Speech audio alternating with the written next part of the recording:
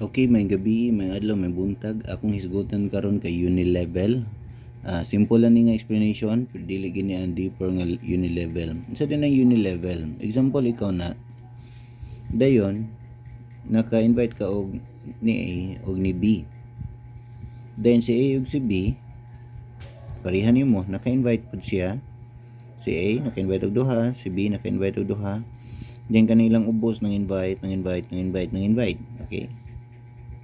Dayon kanina sa ubos kani puro ni na nga naninda nahalinan dahil nahurot ilang products kanilang ubos atong gintahan na ay na lang nababaw. Then kani siya ni palit og balig 1,000, kani siya balig 1,000, kani balig 1,000, kanang tanang uwalo ni palit og usa balig 1,000. Kintahi lang ang Unilevel is 10%, 10% lang. Ang gadong sa kwan kay up to 31% man to na.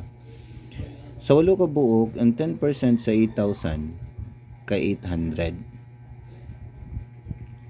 Kani tanan nakadawat ka og 800 gikan nila kaning sa ubos nga namalit silag ilaha.